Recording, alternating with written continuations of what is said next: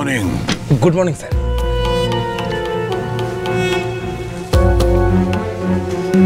Mrs Begum Chowdhury এখনো আসেননি? হ্যাঁ, আজ first ডেতেই late.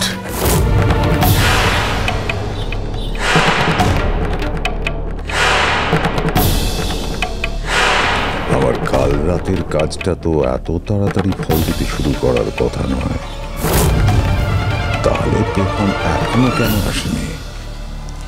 Good morning sir.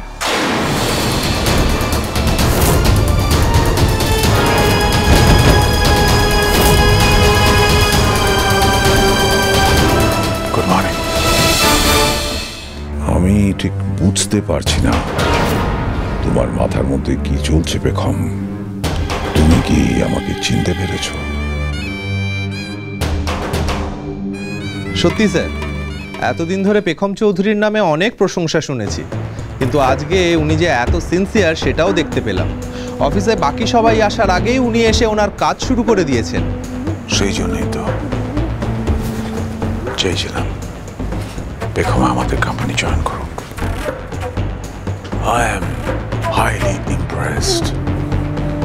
আপনি এত কঠিন সময়ের মধ্যে দিয়ে যাচ্ছেন, আপনার হাজব্যান্ড এখনো জেলে, অথচ আপনি আপনার কাজে কত প্রফেশনাল।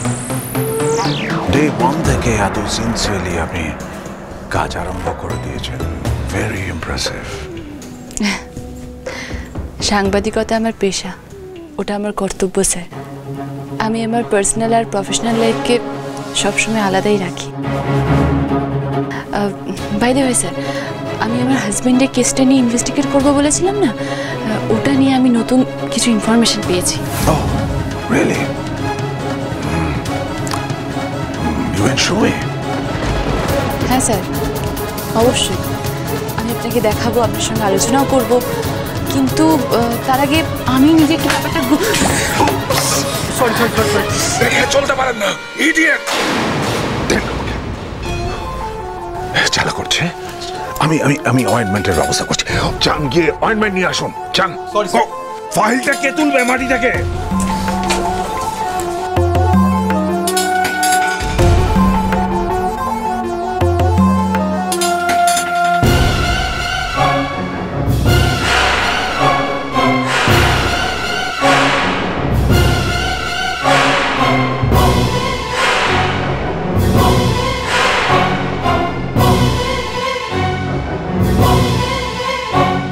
ঘেন্নায় আমার গা ঘিন ঘিন করছে।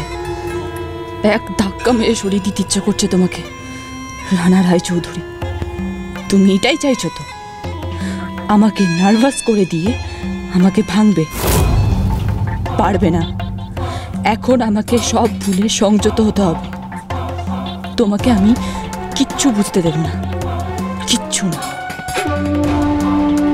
জ্বালা করছে, কিচ্ছু হবে না।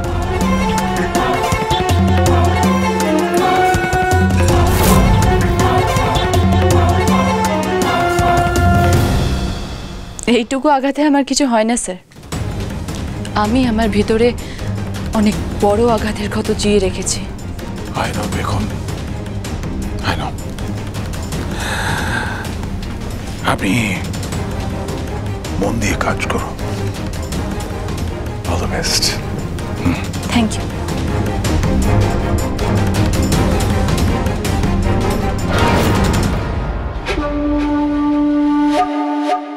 না, এখনো ধরতে পারছি না তুমি সত্যি কাজ করতে এসেছো না আমাকে ধরতে। আমি তোমাকে বিশ্বাস করি না। যদি তুমি ভেবে থাকো তদন্ত করে পুলিশকে রানার কাছে পৌঁছে দেবে, তাহলে আমি রন রে তোমাকে চ্যালেঞ্জ করছি, তার আগেই পুলিশকে তোমার বাড়িতে পৌঁছে দেবো।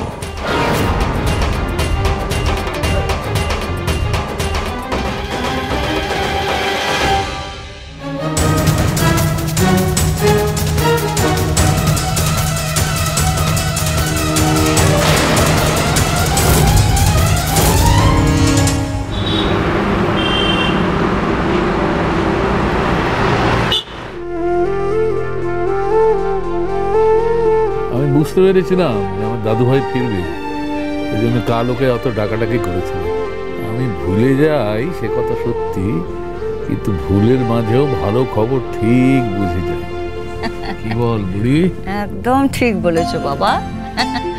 তাই তো, সত্যি অভিজাজ, তোমাকে একবার থ্যাংক ইউ বলে আশ মিটছে না আমাদের। সত্যি আপনি আমাদের মনটা যে কতটা হালকা করে দিলেন, থ্যাংক ইউ সো মাচ। সত্যি তুমি তোমার কথা রেখেছো বাবা, আমরা কৃতজ্ঞ তোমার কাছে। না না প্লিজ, এভাবে বলবেন না, এটা তোমার কাজ, মানুষকে সঠিক বিচার পাইয়ে দেওয়া। আজকাল বড় মনের মানুষ খুব কম দেখা যায়, তুমি তাদের মধ্যে একজন। খুব ভালো থেকো। কাল তুমি ফোন করে এত ভালো একটা সুখবর দিয়েছো, সত্যি আমি তোমার কাছে খুবই ঋণী।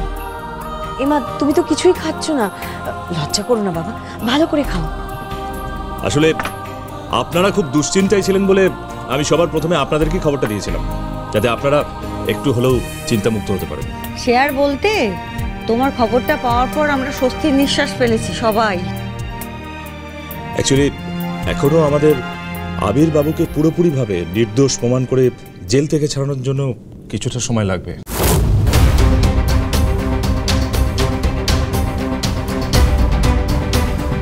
আমার ধারণা খুব বেশি সময় লাগবে। তবে অভিতাজ, আপনি যাই বলুন না কেন, আমরা আপনাকে যতই ধন্যবাদ জানাই সেটা কখনো শেষ হবে না। কেননা আবির আমাদের এই বাড়ির প্রাণ, জানেন, আর সেই প্রাণকে ফিরিয়ে আনতে আপনি আমাদের সাহায্য করেছেন। এর থেকে বড় ব্যাপার কিছু হতে পারে? আমি আরেকবার আপনাকে থ্যাংক ইউ বলছি। আচ্ছা, এত কৃতজ্ঞতা আর ধন্যবাদই তো আমার পেটটা ভরে গেল। এই ভালো ভালো খাবারগুলো কখন খাবো?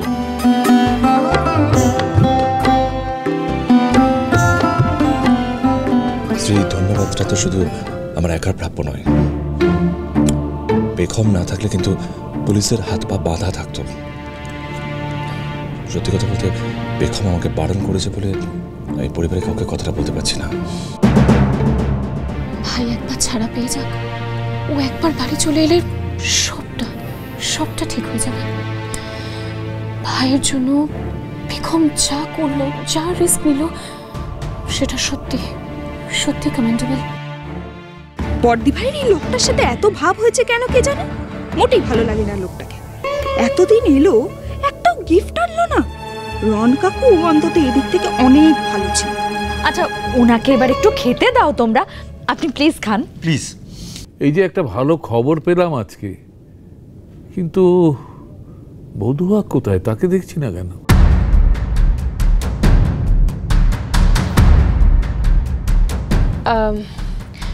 বেগম একটা চাকরি পেয়েছে, সেই জন্যই ওকে সকাল সকাল বেরিয়ে যেতে হয়েছে। কি এত কিছু হওয়ার পরে, এতবার বারণ করা সত্ত্বেও চাকরি করছে? বাহ বাহ বাহ বাহ বাহ, হে তো দেখছি ওর কোনো কিছুতেই কিছু যায় আসে না। আর তুই কতটা ক্যাজুয়ালি বললি বলতো শ্রী? হ্যাঁ, ওর বর কিন্তু এখনো জেলে রয়েছে। হ্যাঁ, তাও কিন্তু ওর কোনো হুঁশ নেই, উনি কিনা অফিস করছে। অদ্ভুত। আমার তো আজকাল এই বাড়িতে থাকতেই ভয় লাগে। বেগম যা শুরু করেছে, কখন বাড়িতে পুলিশ আসছে, গুন্ডা আসছে, এরপর তো দেখবো বাড়িতে বোম পড়াও শুরু হয়েছে।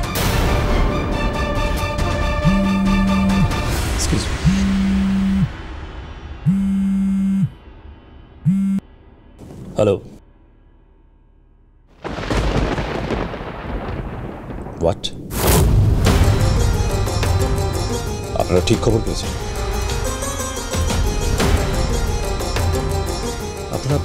আপনারা এখানে আসছেন? ইনফরমেশনটা কে দিয়েছে আপনাদেরকে? কি আবির বাবুর বাড়ির ঠিকানা? কি হয়েছে অভিতাজ? ওকে, আপনারা চলে আসুন।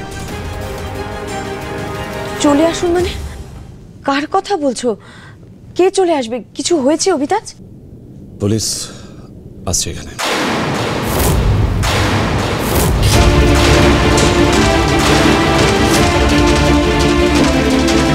পুলিশ আবার কেন? সরি, যতক্ষণ না পর্যন্ত পুলিশ আসছে, তাদের কাজকর্ম করছে, আমি আপনাদেরকে কিচ্ছু বলবো না।